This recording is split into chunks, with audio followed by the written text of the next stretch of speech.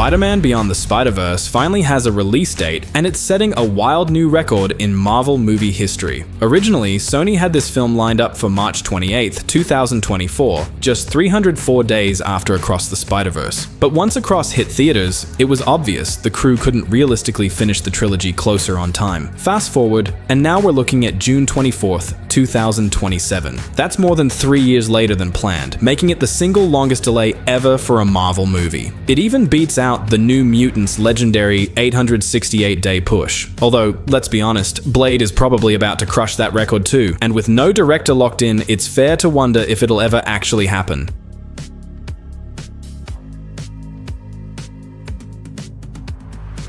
Waiting 3 years for Beyond feels brutal for fans, no doubt, but when you stack it against the 4.5 years between Into the Spider-Verse and Across, it doesn't sound totally insane. And let's not forget, taking extra time paid off before. Across wasn't just another sequel, it became a lot of people's pick for the best comic book movie ever made. If the finale shocks us again at that same level, the wait will feel worth it. And the timing is wild. Beyond now lands just a year after Spider-Man Brand New Day and right in the middle of Marvel's big guns, between Avengers Doomsday and Secret Wars. That's fierce competition, but it also puts Spider-Man right in the thick of Marvel's most hyped era yet. Looking back, Into the Spider-Verse didn't just raise the bar, it demolished it. The art style, the frame tricks, the textures pulled straight out of comic panels. It blew minds and rewrote the rules. Suddenly, studios like Disney and DreamWorks were scrambling to rethink their own animation strategies. Animation wasn't just for kids anymore, it could be bold, gritty, experimental, and still work on a blockbuster scale. Then came Across, and somehow it managed to top even that. Bigger story, crazier multiverse hopping, more spider people than anyone thought possible, and one of the hardest cliffhangers we've ever seen in superhero cinema. And now Beyond has to stick the landing and close this story with the same level of ambition. That's a massive task. Phil Lord and Chris Miller themselves have admitted this is the hardest project of their careers, creatively and technically. The bar is already sky high, and they're trying to push animation even further with sharper detail, more ambitious set pieces, and a story stacked with heavy emotion. Wrapping up one of the most beloved Spider-Man sagas ever, that's tough on its own. But people forget how insanely complex animation is compared to live action. First come the rewrites and drafts, then the concept art, then storyboards. Next is voice recording, which is its own nightmare with actors scattered around different cities. The animation phase itself takes years, involving hundreds of artists grinding non-stop. And even after that's done, you've got editing, sound design, effects, and a full score to polish it into the final product.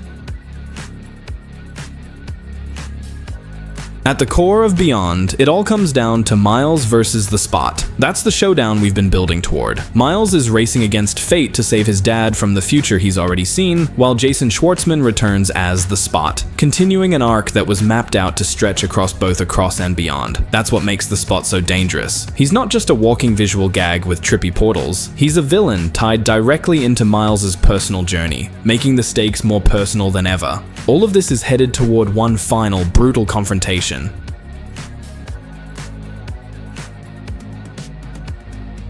And let's not forget, Beyond is picking up right where Across left off. Miles is trapped in Earth 42, face to face with the darker version of himself, the Miles who became the Prowler. Based on news stills, the film will probably open straight into that standoff, so yeah, expect a Miles versus Prowler Miles fight early on, but don't assume that plot will dominate the entire story. Prowler Miles isn't joining the Spider team anytime soon, but he'll almost definitely circle back at a key moment, maybe a third act twist, maybe a gut punch involving another version of their parents. Theories are all over the place, and honestly, the speculation is half the fun.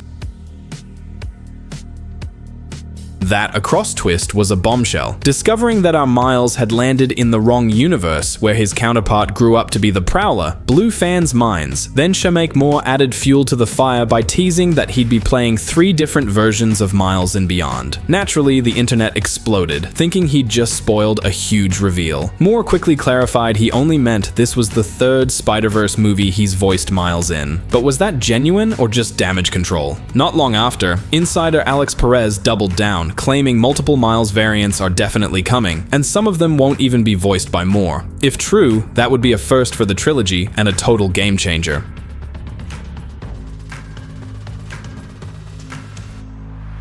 Ever since Across left Miles stranded in Earth 42, fans have been desperate to see how this story resolves. With the long delay, hype has only gotten more intense. Add in the tease about more Miles variants, and it's off the charts. Remember what Miguel said, that Miles only became Spider-Man because he wasn't supposed to. That radioactive spider wasn't from his universe. But was Miguel right, or is his obsession just paranoia? If Beyond really introduces multiple versions of Miles, that could blow his whole theory to pieces. Imagine seeing Miles across different realities, some of them Spider-Men, some of them just regular kids. It raises the question, did Miles change his destiny, or did his existence really shatter the multiverse? And speaking of Miguel, where was he when Gwen was dimension hopping back in the first movie? The so-called canon rules already look flimsy. Gwen's dad quit the Force, survived, and the universe didn't unravel. So who's to say Miles' dad can't survive too? Maybe canon events aren't as rigid as Miguel makes them sound. Maybe he's just trying to enforce control, or barely holding chaos at bay. The more you look, the more cracks you see in his logic, which means, in Beyond, anything is still possible. By Miguel's rules, Earth 42 shouldn't even exist. A timeline-breaking anomaly like that should have collapsed the whole world, but it's still standing, warped, crime-ridden, but alive. That alone proves Miguel might be dead wrong. At the same time, there's something deeply personal about the connection between these two Miles. The Prowler sees himself in our Miles, not just in appearance, but in spirit. That fire to protect family, that was once his too. For our Miles, facing Prowler Miles is like staring into a broken mirror. It's a chilling glimpse at what his own life might have been if his dad had died earlier, or if Spider-Man's legacy had never touched him. Their conflict isn't just fists and webs, it's empathy, identity, and the razor-thin line between despair and hope. The opening act of Beyond will likely dive deep into that dynamic. This clash between two versions of the same person creates the spark that drives the rest of the story. And for our Miles, it reinforces his determination to make his own choices. He's done letting canon events decide his life. From the start, his whole philosophy as Spider-Man has been trying to save everyone, no matter how impossible it looks. That's who he is. He chose this path, this identity, and now he's making his boldest choice yet, fighting to save his father, no matter the cost. Then again, maybe the rules don't matter at all. Maybe Miguel's wrong and destiny isn't fixed. Maybe the Spider-Verse is built on chaos, not order. Gwen's death might feel canon, but that doesn't mean it's inevitable. Beyond is already confirmed to bring in alternate Gwens, which opens up a whole new set of possibilities. Personally, I'd lose it if we saw Carnage Gwen from the comics, the clone made with symbiote DNA. Just imagine that level of insanity thrown into the mix. Completely unpredictable, totally wild, and exactly the kind of chaos the Spider-Verse was made for.